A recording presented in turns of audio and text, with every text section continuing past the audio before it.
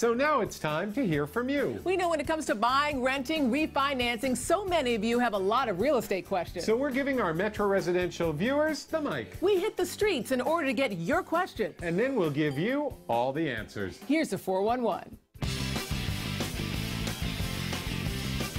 In a city like New York, it's hard enough to get around, let alone navigate the ins and outs of the real estate market.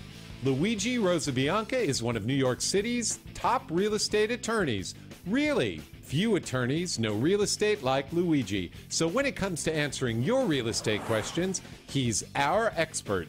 Luigi, hi, how are you? Great, Jeff. How are you? I'm doing well, thank you. Good to see you. We got a great question this week. You ready? Love to hear it. Here we go. Hi, my name is Len Tobin. I live on the Upper East Side. My question for the day is, when do you expect the residential real estate market to come back to where it was from a couple of years ago? Aha. Well, the crystal ball. Luigi, do you have this crystal ball? Because I'd love to know, when is the market going to start coming up again? Well, I guess the only way to predict the future is if we look to the past. Real estate, like any other environment, is cyclical. You know, the gentleman that bought the modest property in the 1970s, which is worth millions today, was not a genius, nor was he a fool, but he won the war of attrition. So I think in the long term, it's been proven that in New York especially, real estate will always work. We'll have its ups, we'll have its downs, but in the long run, it's a win-win. But you got to be able to wait it out, right? So actually, it seems to me in this market, we're setting the foundation for more winners than we did before because the leverage is lower, you can't borrow as much, prices are lower. So this is a good time if you can hold on long term to buy, right? The current prudent conduct will help us in the near future. The reason we're in this mess is because our conduct was not prudent. It was actually economically imprudent, if not reckless. Borrowed too much money at too high a price and expected it would go up forever. Over-leveraged. Over-leveraged.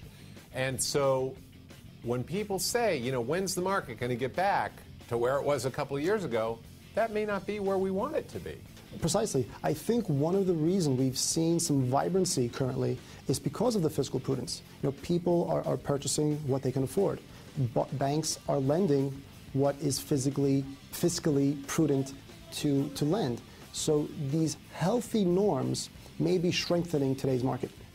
And the buyers that you're seeing in your practice, Luigi, they're coming in with a longer view. They're going to hold these properties longer. They're putting more money down.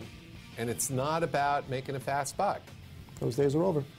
So what you're saying is really fiscal discipline, prudent choices, slow growth.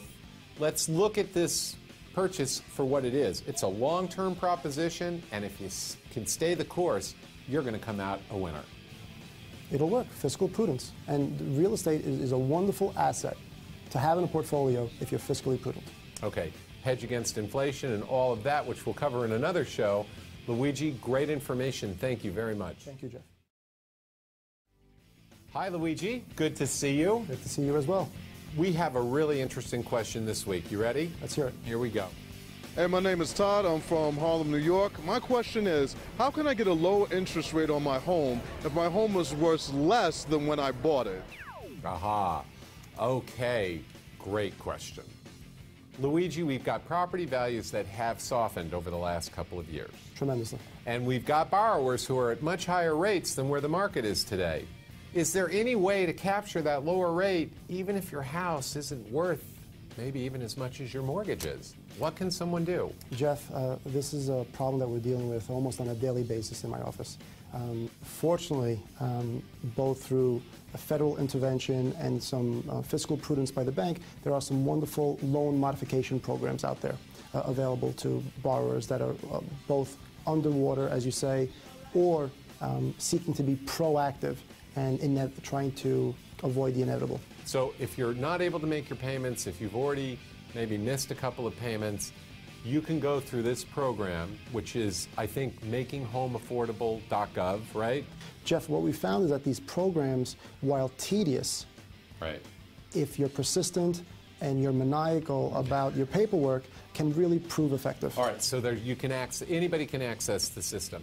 Absolutely. So what you're saying is that through these government programs and through this website, makinghomeaffordable.gov, I may have the ability to use an interface to find out if I can qualify, if I'm under distress, a modification, and if I'm just looking to refinance because the bank won't let me because I've lost value in my property, do a Making Home Affordable refinance. Jeff, before waving the white flag, I think you should entertain these options.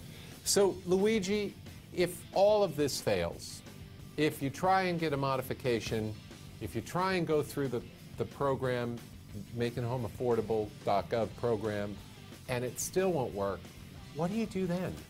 At that point, you roll up your sleeves and you try to make it work. We have to survive.